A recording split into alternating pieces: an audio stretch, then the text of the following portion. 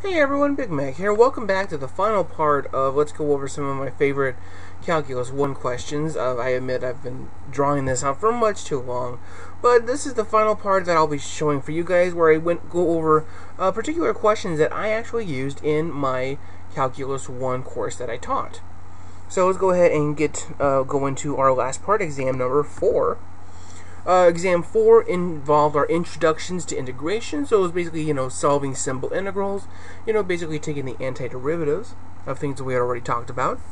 We also just talked about applied derivatives, so stuff like using related rates or just basically applications of the chain rule, just general applications of derivatives, and like I mentioned already, basic integral questions. So, and I didn't really think the integral questions were that interesting, so I didn't include any in this video.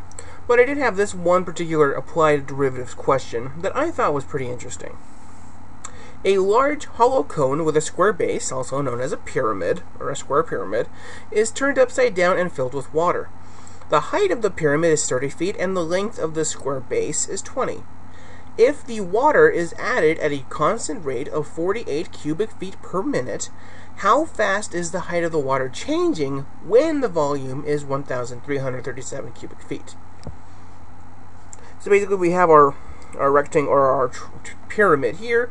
We are literally filling it up with water. How fast is the height changing when we have a volume of 1,337 feet or cubic feet? That's the question. To clarify, I did tell students that the volume of a pyramid, I did give them that formula, that for a general square base x and the height h, that the volume is x squared h over 3, or 1/3 base times height. I allowed calculators on this problem because otherwise it would be really hard to estimate things, and I gave students 15 minutes to try and solve this kind of a problem. So let's talk about all the parts that we need in order to get there. So like we already mentioned, what we need to find is dH dt, how fast the height of the water is changing when we have a specific value of v, which is in this case 1337. Yes, I made it leet feet just to be cute. I don't think anybody called me out on it though. So of course our question is, what is h and or t? We could admittedly try and do everything in terms of just time, but we have a couple of things that are useful for us. We have some information. We can try and determine a couple other things, and maybe we can actually make this an easier problem. So like we already mentioned, we have a steady input. That means that the change of volume over time is constant. Every minute we are putting in 48 cubic feet of water. So we can actually then say in math terms that dV, change in volume, over dt, is 48. So of course we don't want dV dt, we want dH dt. So we're going to have to do a little bit of work on that, so either chain rule, related rates, however you want to think about it. We could actually write that dV dt can be written as the product of two derivatives. dV dH, the derivative of the volume with respect to h, times dH dt, the rate of how fast the height of the water is changing with respect to time. Of course, dH dt is what we want to solve for. And we already know dV dt. We know that that's just a fixed 48. So what we're going to have to then do is figure out what is dV dH at that particular moment, what is v, what is h. So we can actually just plug those things in, and from there we can just solve for dH dt. So of course we have a pretty nice pyramid going on here. So of course I gave the formula as x squared h over 3, 1/3 base times height. But you notice when we're talking about using our related rates that I never talked about x. So one important thing that we want to try and do is simplify our formula so that it is only in terms of one variable. So instead of having a variable for x and a variable for h, let's try and just get it in terms of h, so that way we can take dV dH and we'll be on our way. So of course, if we remember our basic high school geometry, remember the notion of similar triangles. So we have similar triangles going on here, so the width of the little triangle, or the length of the little triangle is proportional to the height of the little triangle, as the length of the entire pyramid is proportional to the height of the entire pyramid. So basically 20 over 30 is x over h. So what that means is that since we're filling it up uniformly, the water, the height of the water just going upwards, we just have these similar triangles going on over and over and over again. So we can actually just say that x is 2/3 of h.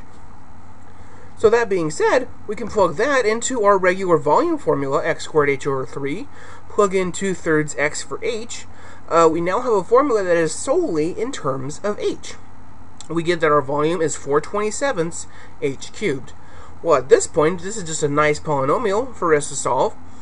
So we can easily take dv dh, that will just, we get 12 over 27 h squared, or 4 over 9 if you want to simplify it a little bit. So of course, using our related rates, we have to figure out what the value of h was at that point when our volume is 1337. That way we can just evaluate this thing. So of course we just figured out our volume formula. V equals 4/27 h cubed. We can easily solve for h at that point. So h just being the cubic root of 27v over 4. Well, if v has to be 1337, then plugging that all in, we take the cubic root of 27 times 1337 divided by 4. That comes out to about 20.82 to a couple decimal places. Ideally, students would leave it to like 4 or 5 in their calculators. Of course, dv dh at that time now, like we already mentioned, is 4/9 or 12/27 h squared. So we just plug in that 20.82 for h. And evaluate this thing through. So we have 192.65 is dv dh. So that is how fast the volume is changing with respect to the height. So now we have everything that we need to solve for dh dt. We know that dv dt is 48. We know that dv dh at our particular moment, or a particular time of interest, is like 192.65. So solving for dh dt, we just divide the two numbers, and it turns out to be about 0.25 feet per minute. So what does this mean? That means that in about the time that it takes us to, or for 1 more minute to go by, that our height of the water is only going to change by about 3 inches. That's what the problem is telling us. Of course, this is one way to solve it. There are a couple other ways that we could use similar triangles and the related rates formulas to get to what we need. So what, as I hope some of the students would do, was they would have dh dt, that's what we want to solve for. Well, we could write this as dh dv, so the height as a function of the volume, and then take the derivative with respect to the volume, times dv dt, which we already know was 48. So, like we already mentioned, we can solve for h just by itself as a function of the volume. We can easily take its derivative using a chain rule and our basic power rules for polynomials. So now evaluating this thing, when our volume is 1337, we get about 0.0052. So again, I was hoping students would keep it to a couple more decimal places. So that being said, if that is dh dv, and we know that dv dt is 48, we just multiply the two, and again we get about 0.25. So 0.25 feet per minute. So that again about 3 inches in 1 minute's time. So I was thinking, okay, maybe some students are going to get confused with the chain rule with taking derivatives of those things. However, we can still go back, if we're just trying to figure out how fast things are changing, we could actually go back to our original definition of the derivative and just take a difference quotient and try and see what's happening for a very small amount of time. So of course we knew that if we have a steady input, or our steady volume increase is 48 cubic feet per minute, then at the next moment, or at the next minute, then our volume is just going to become 1337 plus 48. So what is that, 1385? Okay, well we could just plug that into the formula now for the height. We have 27v over 4. So at the next, in 1 minute's time, our height is going to go from the 20.82 that it was to about 21.07. Well, we could take the difference of those things, right? Because we knew what the height was originally. We know what the height is in 1 minute's time. And indeed, you still get a good approximation to about your 0.25. So again, this is just using your definition of the derivative. Literally, what is your change in your height over time? So that's one way that we could have approached this problem. Given that I gave students 15 minutes and they could use their calculators on this problem, I only had one person get the correct answer. Admittedly, she ended up getting the highest grade on the midterm. Like I said, 15 minutes seems like a lot of time for one problem. What I actually did was I split this exam into 2 days. So one day was mostly the integral rules, so they did not have calculators, and then the second day was, things like this, where we were able to use our calculators, and I just asked a couple more questions like that. But this was one thing that I was not expecting. People did not remember the UT as similar triangles. we had seen examples in class where we used high school geometry. We used applications from physics as well. So, yes, I had to remind students of the Pythagorean theorem, which I found was unnecessary, but I had to remind students the volume formulas for spheres and cylinders and cones, and like I mentioned, I had to give the pyramid formula here because inevitably someone was going to ask that. Admittedly, I think that is all material that students should have memorized by the time they get into calculus. But I just washed it and I was like, okay, you know what? Here is the formula. Deal with it. Some people just did not seem to understand the problem at all. What happened? What I saw a lot of people doing, which makes no sense to me, was they tried plugging in 20 for x and 30 for h into the volume of the pyramid. And then they were like, but it's not 1337. I'm like, of course it's not. You just found the volume of the entire pyramid. I don't care about what's happening at the entire pyramid when the thing's already full. So some students were just seemed pretty clueless on what to do. And for this kind of a question, which was meant to take up about 20% of the exam grade, I had to give a lot of partial credit where I could. So mostly I gave partial credit if they were trying to use some kind of related rates or chain rule application. But admittedly, it did not go nearly as well as I hoped. Like I said, I had one student. She actually used version 2 to solve for this kind of problem.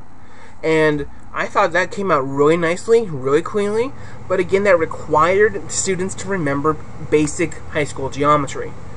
And again, most of my students are high school freshmen, but, once they forget geometry, they forget geometry. So, in all of these questions, what have I learned? Apparently, I write hard tests. I've also received comments from, my colleagues as well. They're like, this test seems a little hard. It's not that I think that the material is hard, but, and again, I have a supervisor when I write these tests. My supervisor approves of these questions. So we discuss them, we go over them. I throw out ones that the supervisor doesn't like. So, so I was not the only person behind these kinds of tests.